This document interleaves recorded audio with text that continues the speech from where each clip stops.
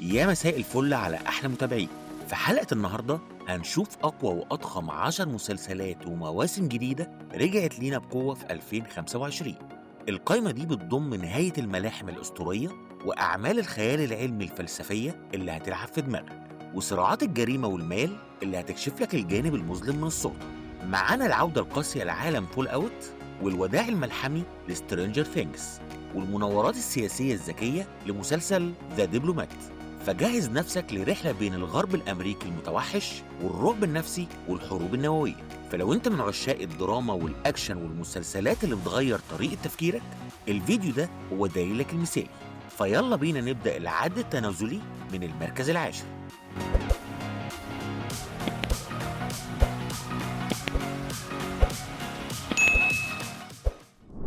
وفي المركز العاشر هنبدأ قائمة أقوى مسلسلات 2025 بمسلسل درامي تقيل بياخدنا لزمن الغرب الأمريكي، الزمن اللي ما كانش فيه قانون حقيقي غير قانون القوة والمسدس. المسلسل هو The Abundance، واللي من إنتاج منصة نتفليكس. القصة بتدور في سنة 1854 في أراضي واشنطن المتوحشة، بيحس إن الصراع الحقيقي على الأرض بيكشف أسوأ ما في البشر. بس الصراع المرة دي مش بين الرجالة، الصراع كله بين نجمتين عملاقتين، فيونا نولان واللي بتجسدها النجمة لينا هيدي، وهي زعيمة مجموعة من الأيتام المنبوذين. النجمة اللي عرفناها بدور سيرسي لانستر في مسلسل جيم اوف ثرونز بتقدم هنا دور الأم القوية اللي مستعدة تعمل أي حاجة علشان تحمي عيلتها من العالم القاسي. وكونستانس فان نس سيدة ثرية وباردة بتمثل السلطة المطلقة. النجمة اللي عرفناها في مسلسل ذا كراون وإكس فايلز بتجسد الشر الهادي اللي بيحاول يفرض سيطرته على كل الأراضي والخيرات. المسلسل ده هو مواجهة درامية عالية التوتر بين الرحمة والطمع وبين العدالة والنفوذ، كل ده في إطار دراما ويسترن بتخليك مشدود علشان تشوف مين اللي هيكسب معركة البقاء في الغرب اللي ما بيرحمش.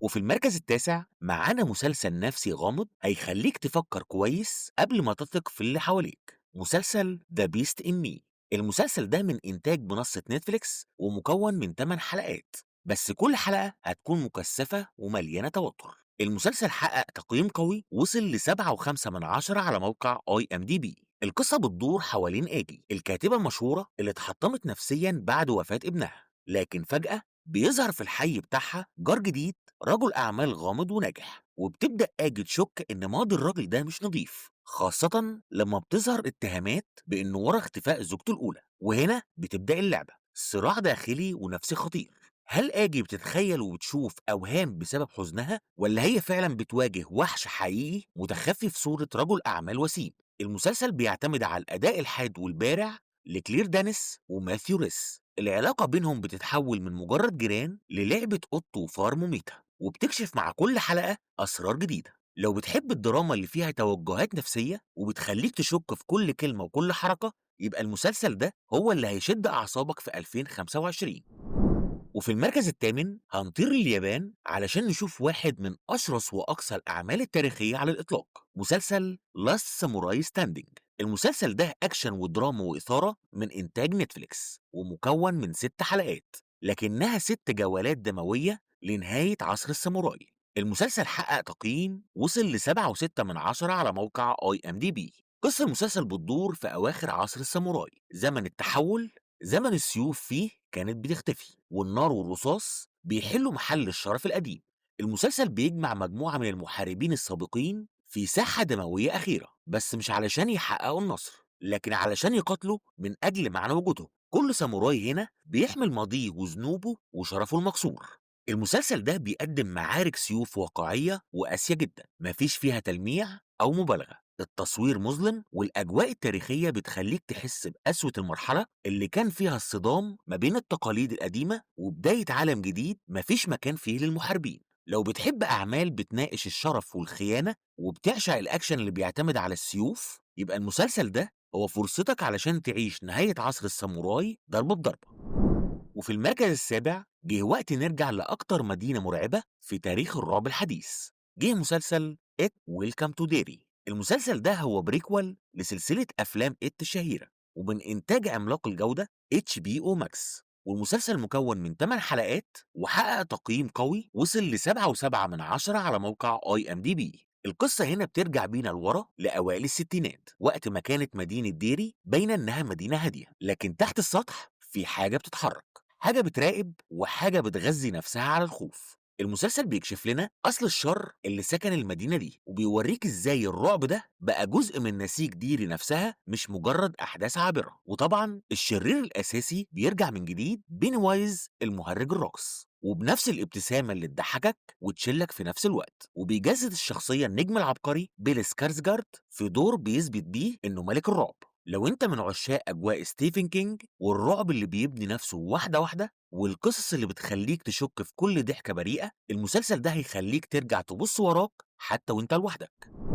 وفي المركز السادس هنشوف إن الإثارة مش لازم تكون بالرصاص والقنابل، ممكن تكون بكلمة واحدة في مكان غلط. جه مسلسل ذا دبلومات، واللي رجع بقوة بالموسم الثالث على نتفليكس. المسلسل ده هو قمة الإثارة السياسية، وحقق تقييم وصل ل 8 من 10 على موقع IMDb.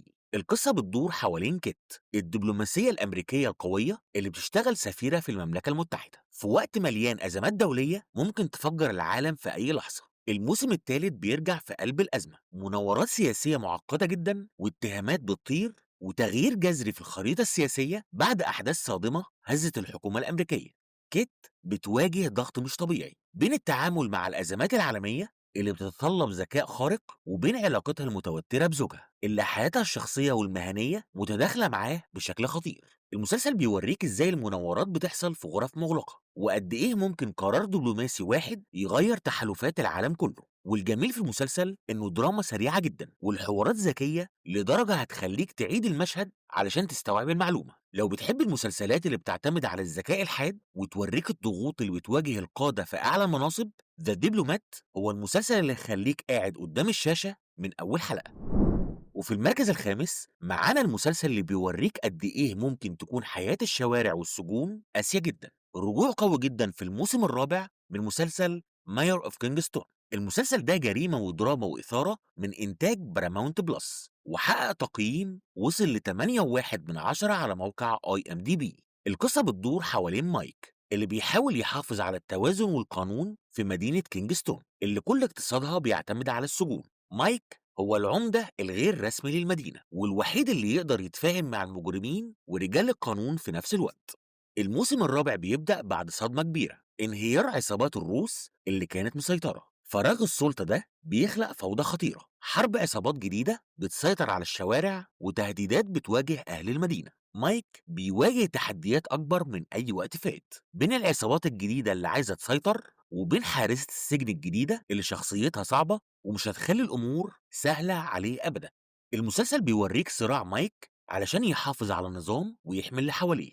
العمل كله فيه واقعية قاسية جدا في تصوير الجريمة والفساد والضغط اللي بيخلي البطل على حافة الانهيار. وصلنا للمركز الرابع ورجعنا تاني لعالم الغرب الأمريكي، بس المرة دي الغرب الحديث. ده مش زمن الخيول بس، ده زمن النفط والمال والسلطة. وهيكون معانا الموسم الثاني من مسلسل لاند مان. المسلسل ده دراما وإثارة قوية من إنتاج باراماونت بلس، وحقق تقييم وصل ل 8.2 من 10 على موقع IMDb. القصة كلها بتدور حوالين تومي، موظف النفط اللي بيحاول يسيطر على توازن القوة في غرب تكساس في عالم ما بيرحمش الضعيف. الموسم الثاني بيكمل رحلة تومي بعد ما بقى عنده نفوذ أكبر في شركة النفط، لكن المسؤوليات الجديدة بتجيب معاها صراع عالمي مش بس محلي. الموسم ده في حرب عصابات اقتصادية على الأرض والموارد وضغوط مالية عائلية وشبكات فساد بتضغط على القيادة. لاند مان بيوريك إن الصراع على السلطة في صناعة النفط ممكن يكون أقصى وأخطر من أي معركة بالسيوف. لو بتحب الدراما اللي فيها عمق الواقعية وتكتيكات قوية وخطر مستمر، المسلسل ده هيخليك عايش كل مشهد على أعصابك. وصلنا للمركز الثالث ومعانا مسلسل الخيال العلمي والدراما النفسية اللي هيشدك لأعمق الأفكار بمسلسل بلوريبوس.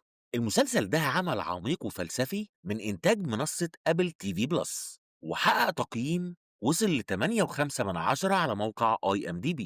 القصة بتبدأ باكتشاف غريب، إشارة غامضة من الفضاء الخارجي بتجيب معاها فيروس بيصيب البشر بطريقة غير متوقعة. الفيروس ده مش بيحولهم لوحوش، ده بيخليهم جزء من وعي جماعي متحد وسعيد. سعادة مزيفة بتشل الإرادة الفردية. العالم كله تقريبا بينصهر في الوعي الجماعي السلمي والمصطنع ده، لكن بتفضل أقلية مقاومة، ومن بينها بطلتنا كارول، الكاتبة اللي متأثرتش بالاندماج. كارول دلوقتي هي الأمل الأخير للبشرية علشان تنقذها من نفسها. هي دلوقتي هدف للعالم السعيد ده لأنها بتعتبر تهديد للاستقرار الجماعي. الأداء التمثيلي في المسلسل ده عالي جدا، خصوصا من ريا سيهورن اللي بتجسد دور البطولة ببراعة. المسلسل مليان مشاهد نفسية صادمة وتوتر بيكبر مع كل حلقة. لو بتحب أعمال الخيال العلمي العميقة اللي بتخليك تفكر بعد كل حلقة في معنى الحرية والاختيار، المسلسل ده هيعيش معاك فترة طويلة بعد ما تخلصه. وصلنا للمركز التاني، وهنا بنودع واحد من أعظم المسلسلات في تاريخ نتفليكس، الظاهرة اللي كبرنا معاها، مسلسل سترينجر ثينجز. المسلسل ده فانتازيا ورعب ودراما حطمت الأرقام القياسية، وحصل على تقييم 8.6 من 10 على موقع IMDb. الموسم الخامس هو الموسم الأخير ونهاية الملحمة. الأبطال بيرجعوا لمدينة هوكنز المدمرة بعد فتح بوابات ذا أبسايد داون، لكن المرة دي المواجهة النهائية مش هتبقى سهلة. المجموعة القديمة بتتحد مرة أخيرة علشان يقابلوا أكبر تهديد مر في تاريخ المسلسل، الشرير المرعب فيكنا اللي بيحاول يحول العالم كله لعالم الظلام.